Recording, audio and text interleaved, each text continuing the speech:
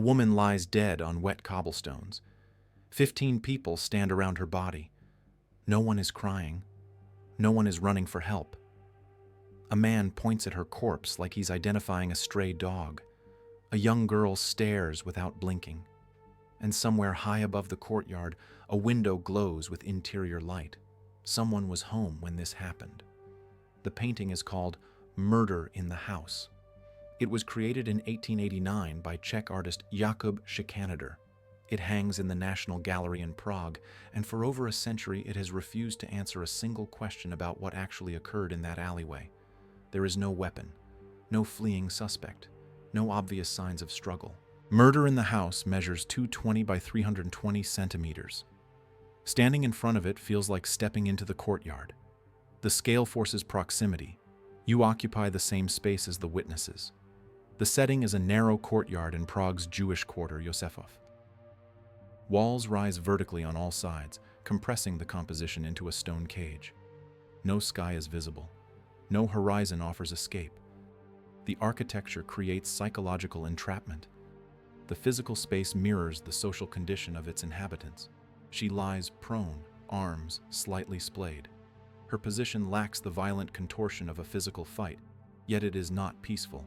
Her body rests directly on cobblestones, unconcealed. This is not hidden violence. It is public, observable, and somehow still invisible to those with power. The crowd has already gathered. 15 figures form a loose semicircle. Some stand close, others hang back near the walls. Their positioning suggests recent arrival, but their stillness suggests no urgency. To act. The painting's title declares this a murder. The visual evidence refuses confirmation. Her feet are bare. In 19th century Prague, shoes marked basic economic survival. To die barefoot meant living without them, or being killed in a place safe enough to remove them. The second possibility is more disturbing. She was home, or near it, when violence occurred. The bare feet are what Schikaneder called a hallmark of the urban poor, a visual marker that heightens vulnerability through absence. Her clothing is simple and worn. She belongs to Prague's poorest class, residents of the Palež, overcrowded tenements where death from illness, neglect, and domestic abuse was statistically ordinary. Disease and violence were daily occurrences in these damp hovels. The body offers limited information. Arms rest outward but not defensively. No visible tears mark her clothing. No scattered objects appear nearby. No dropped purse, no overturned basket, no signs of a struggle that would leave physical disorder. The absence of clutter is suspicious. It suggests the scene has been tidied, evidence removed or repositioned before the painter arrived. Beneath her head, a small pool of blood darkens the stone. It is the only blood visible in the entire composition. The blood stain is small and concentrated. It sits directly beneath the victim's head, suggesting a wound there, blunt force trauma or a cut throat. But the blood has not sprayed. It has not trailed. The lack of arterial spray suggests the wound was controlled or bleeding stopped before the body reached this location. Scholarly analysis of the painting points to specific possibilities. A precise strike to the head, a controlled cut delivered with intent rather than rage, or death from causes that produced minimal external bleeding, a muffled or clinical murder, violence administered quietly enough that nearby residents would not have heard screams or sounds of struggle. But there is another interpretation, one that the painting does not dismiss. In the Palež tenements, death often came from environmental causes that left bodies in courtyards. Malnutrition-induced collapse, untreated illness, the cumulative damage of poverty wearing down the body until it simply stopped. A woman could die of despair, and the evidence would look much like this. If the painting were titled Sudden Death, it would read as a tragedy. By calling it murder, Schikaneder forces a question. Who is responsible when the environment itself is lethal? A controlled wound suggests premeditation. A calculated strike delivered in a shared courtyard with witnesses nearby creates logical problems. A moved body raises different questions. Why position her in a public space where discovery is guaranteed? The blood behaves like evidence of something already finished before anyone arrived. The man on the left extends his arm fully, index finger aimed at the woman's body. The gesture is what art historians call deictic. It points, it identifies, it declares, "This is the problem." But it offers no solution. He does not kneel to check for breath. He does not call for help. He marks the body's location the way someone might point out an obstacle blocking a path. The gesture shifts the focus from tragedy to an administrative event. His face is partially visible. His expression reads as neutral. Closer to the victim stands the young girl. She is positioned nearest to the body, closer than any adult in the composition. Her proximity suggests she was among the first to arrive, or was already present when the woman fell. She stares directly at the corpse with an unflinching gaze.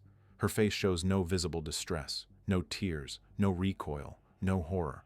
Her expression reads as numb, desensitized.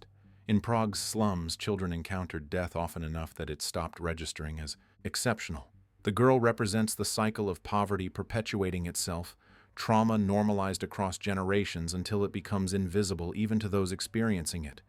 Behind them, the rest of the crowd blurs into anonymity. Schikaneder deliberately obscured their faces. Some turn away.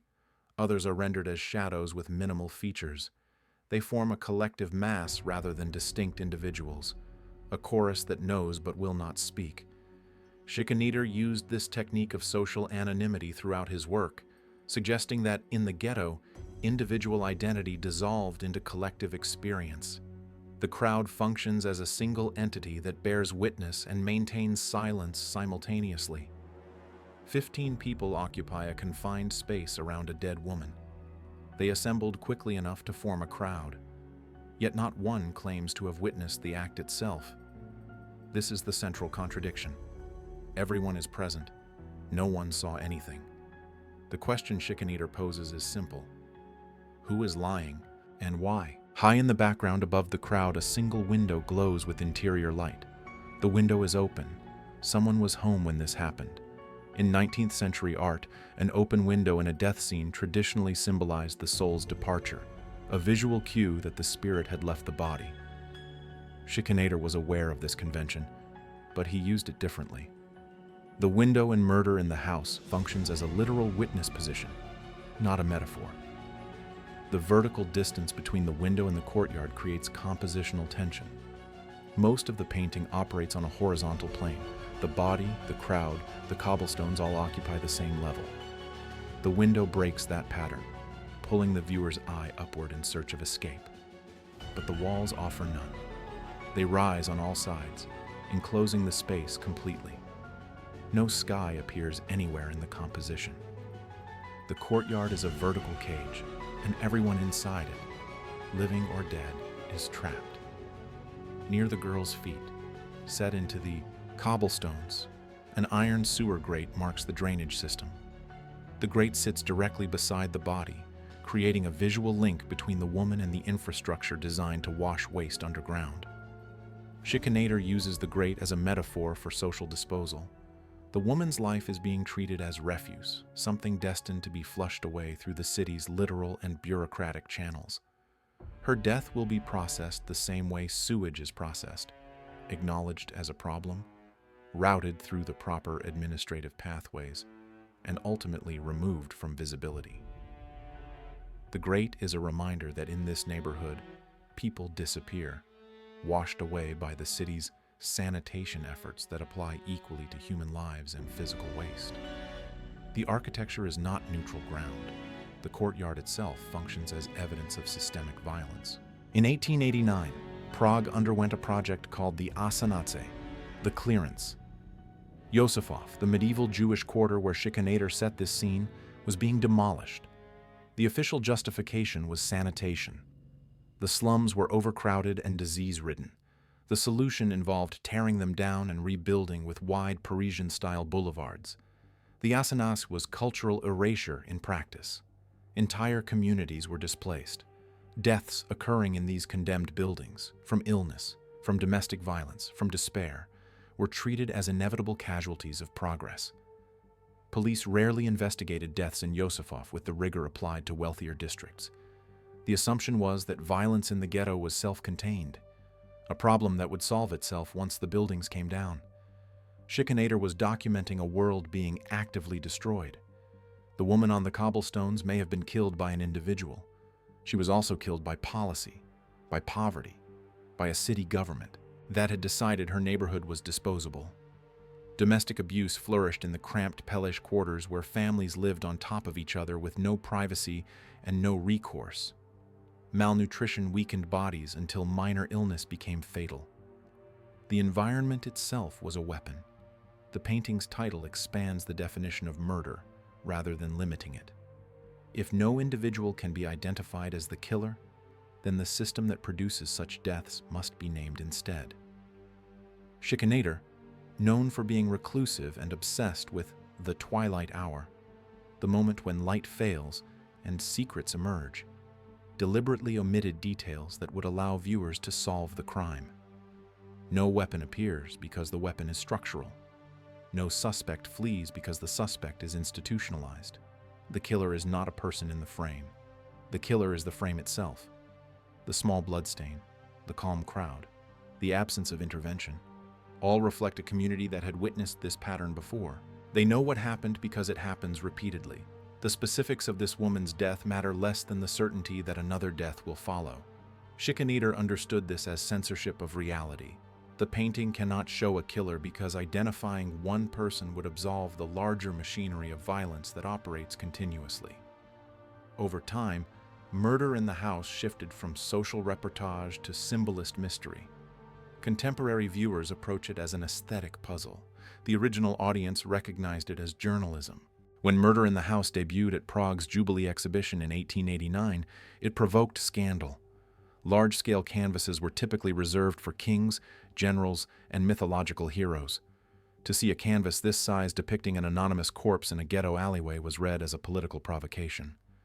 Schikaneder forced Prague's elite to confront the poverty they funded through neglect. He rendered the invisible at heroic scale, as if to declare, "This woman deserved monumental treatment. This death deserves sustained attention."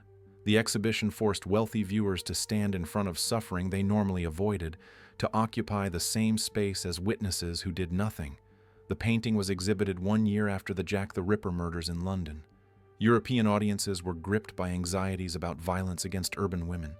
Newspapers circulated narratives of femme slaughter, of cities becoming too dangerous for women to navigate alone.